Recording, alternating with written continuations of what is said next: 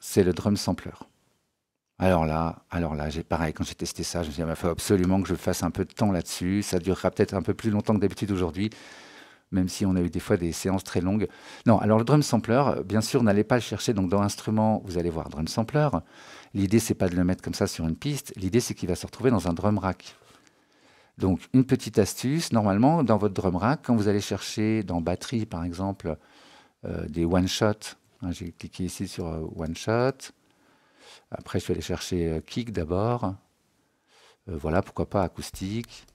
Alors, on n'entend pas grand-chose. Ouais, non, alors peut-être pas acoustique. Voilà, un truc comme ça, pourquoi pas. Vous le mettez, normalement, c'est un drum sampler maintenant qui s'affiche. Je ne sais pas pourquoi, moi, c'était pas le cas. Alors, il y a peut-être, j'ai loupé un truc. En tout cas, je vais vous donner une méthode très simple. C'est que du coup, si c'est pas un drum sampler, que vous avez un simpler comme à l'ancienne, comme dans Live 12 avant le point 1, dans ce cas-là, c'est très simple. Vous allez ici, donc vous prenez un drum rack vide, hein, on va commencer par ça, un drum rack vide qu'on glisse sur une piste. Voilà, on obtient ça. Ensuite, dedans, on glisse un drum sampler. OK. Et là, vous allez sauvegarder dans votre bibliothèque. Vous avez défaut. Vous avez dropping sample. Donc, je suis allé dans ma bibliothèque, il y a un onglet. Alors ça, c'est très important de connaître ça. Hein, si vous ne le connaissez pas, vraiment, allez voir. C'est-à-dire que vous pouvez avoir je perds mes mots, des pistes audio par défaut, des effets audio par défaut, des audios to MIDI par défaut. Hein. Quand vous faites l'audio to MIDI, il vous sélectionne un instrument. Si les instruments ne vous plaisent pas, genre l'audio to MIDI, comment ça s'appelle, drum to MIDI, merci, ou harmonie to MIDI, bah, vous mettez un instrument dedans et ça sera cet instrument-là qui sera utilisé quand vous ferez de l'harmonie to MIDI. Bon, je vous explique pas plus que ça. Nous, ce qui nous intéresse, c'est dropping sample. Donc, vous voyez qu'il y a tout là, plugin, slicing, etc. Et nous, on veut on drum rack. Et là, on met le drum sampler dedans. Oui, alors on aurait pu faire ça directement. J'ai fait comme ça. Ah non, effectivement, j'ai glissé mon drum sampler dedans. Pardon, j'ai dit une bêtise. Effectivement. Donc, vous prenez le drum sampler. Pourtant, j'ai relu mes notes, je vous jure, j'ai relu mes notes. Donc, effectivement, vous allez dans votre bibliothèque utilisateur. Vous affichez on drum rack et vous glissez le drum sampler dedans. Et comme ça, c'est lui qui sera utilisé pour lire les samples. Donc, on recommence. Effectivement, l'idée, c'est qu'une fois qu'on a fait ça, quand on va chercher donc l'instrument drum rack, cette fois, on le met sur une piste. On glisse directement, donc dans batterie, je vous recommande, c'est le plus simple. Hein. Vous allez cliquer ici sur one shot. Comme ça, vous avez tout de suite les sons bruts, kick par exemple. Vous avez vu que j'avais choisi en plus punchy. Bon, voilà, j'aime bien ce genre de son, assez classique. Donc je vais faire un clip. Ah ben j'ai un clip. Oui, si vous faites des kicks de batterie, hein, pensez-y, hein, toujours la grosse caisse ici, la caisse claire ici, le charlet ici, plutôt les cymbales là-haut, les toms sur les côtés. Ici, la deuxième caisse claire, les rimshots, on peut les mettre là aussi ou là. Bon, après, ça dépend, ça va être d'autres sons. C'est pareil pour ceux-là, c'est des fois des samples, c'est des fois des notes de basse, etc. Bon. Mais en général, ce qui est important, c'est le kick, la snare ici, la snare ici, excusez-moi, la snare ici et le charlet au-dessus. Ça veut dire que, par exemple, si vous entraînez avec Melodyne et que vous prenez n'importe quel drum rack de live, les sons seront toujours placés au même endroit. Donc vraiment, faites ça. Donc voilà, notre drum sampler. Eh bien oui, effectivement, on voit ici le sample. On peut effectivement choisir que ça lit que la fin ou que ça ne dure pas complètement, le length. D'accord, start, le length. À côté, le gain.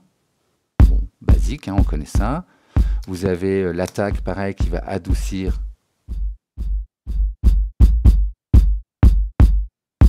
Hold, c'est un peu le même principe que tout d'un coup le length, c'est-à-dire qu'effectivement, on va raccourcir le son, mais de façon plus douce. Hein, c'est-à-dire qu'effectivement, si j'enlève le decay,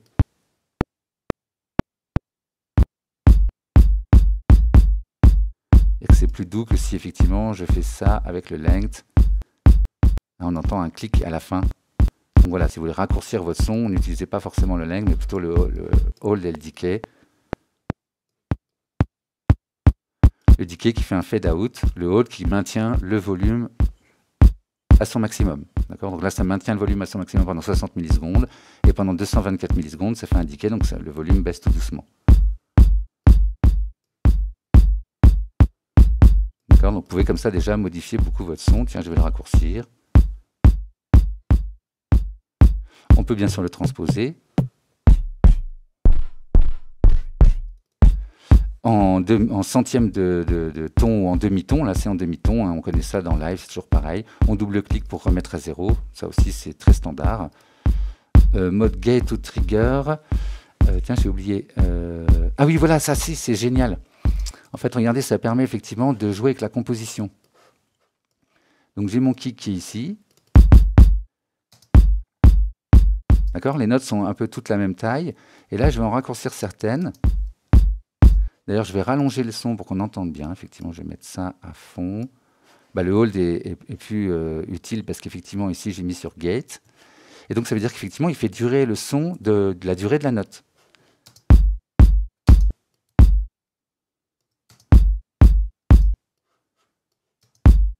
Ah, là, j'ai un souci. Non, c'est pas ça qu'il faut que je fasse. Je devrais afficher les deux, d'ailleurs. Hein. Vive Live 12, quand même. Voilà. Et donc, alors, j'ai dit... Oui, c'est get, c'est ça, hein? Oui. Eh bien alors... Ah voilà, pardon, c'est le decay effectivement que j'ai mis à fond.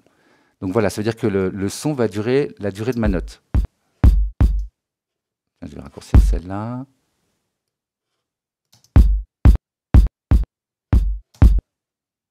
Celle-là, non. Bon, vous avez compris le principe, effectivement. Hein, du coup, la lecture du sample dépend de la durée des notes. Ce qui d'habitude ne se faisait pas dans le drum rack. Qu'on ait une note courte, une note longue, votre sample durait... voilà, ça faisait pchit jusqu'à la fin du son. Là, on va pouvoir composer différemment. C'est vraiment très intéressant. Je vous laisse voir ça dans le détail. Ce qui est intéressant, donc voilà, le get ou trigger, c'est le mode normal, celui qu'on avait avant. Quelle que soit la durée des notes, c'est toujours pareil. Ici, excellent. En fait, vous avez ces deux paramètres qui vont dépendre de l'effet que vous avez choisi. Et donc, vous pouvez les bouger simultanément, ce qui va donner des choses très intéressantes avec des tablettes ou je ne sais quoi. Bon, voilà. Donc, le stretch, il y a beaucoup mieux pour un kick. Lui rajouter de l'attaque, un petit peu, ou au contraire, en enlever.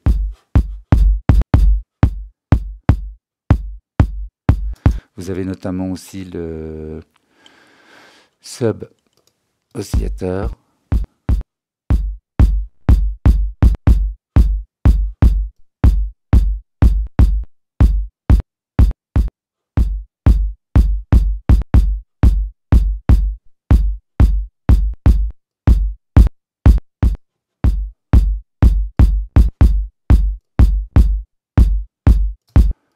Vous avez donc, je vous laisse voir ça.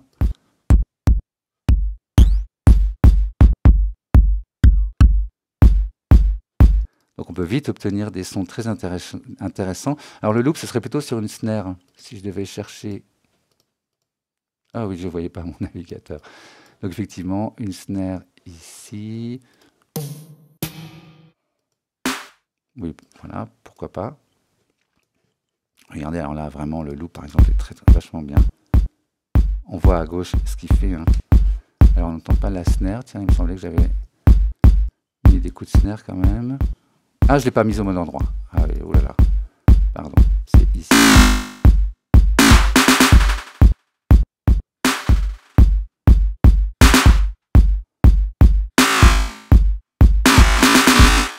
D'accord. Donc ça fait une loupe de la taille et du volume qu'on veut, de la distance qu'on veut. Et vous avez donc le stretch. Un peu le même type de son. Voilà, le 8 bits, on l'a déjà entendu. Rig mode.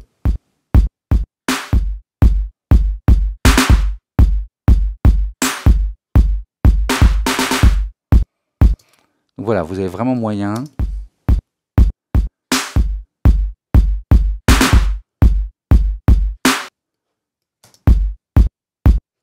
Non, je me suis trompé. Voilà, donc effectivement, vous avez moyen comme ça de modifier tout de suite vos sons de batterie, de les rendre tout de suite beaucoup plus intéressants, voire de démultiplier vos snares, d'en faire une avec beaucoup de résonance, l'autre sans, et vous avez des snares différentes, avec des attaques différentes. Hein. Vous avez vu le paramètre qui va remplacer assez avantageusement punch, qui va remplacer le paramètre transient de drum bus. C'est-à-dire qu'on peut obtenir vraiment des résultats très, très puissants sans avoir besoin de rajouter un drum bus, ce qui avant était un peu nécessaire quand on voulait travailler l'attaque, etc. C'est royal. À côté, vous avez reconnu donc le filtre qu'on active ou pas. On choisit quel type de filtre. Je vais me remettre sur le kick. On va prendre ça.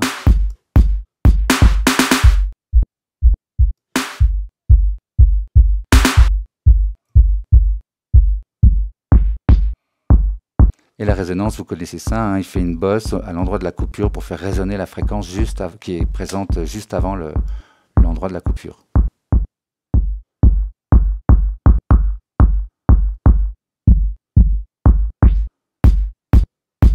Donc on est en cloche, on a bon, je vous laisse voir ça, c'est assez.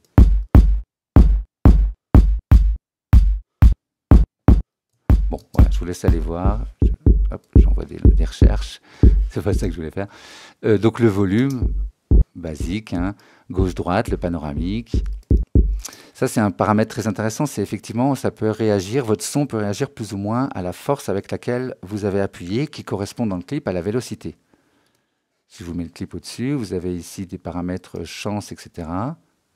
Et vous avez vélocité. D'accord, donc c'est ce qu'on voit ici. Je vais enlever d'ailleurs l'autre paramètre pour que ce soit plus clair. Voilà, j'enlève la chance, on n'a que la vélocité. Et on voit qu'il y a des notes moins fortes, plus fortes. Donc votre instrument peut réagir plus ou moins à cette vélocité. Si je mets à 100%, vous allez voir que ça va beaucoup plus faire moduler. Voilà, c'est beaucoup plus fort. Et ça descend beaucoup plus. Alors qu'effectivement, avec une vélocité à 30%, ça veut dire il change que de 30% le volume quand on change la vélocité, qu'on passe de 0 à 127. Ça n'a changé que de 30% le volume entendu, quoi.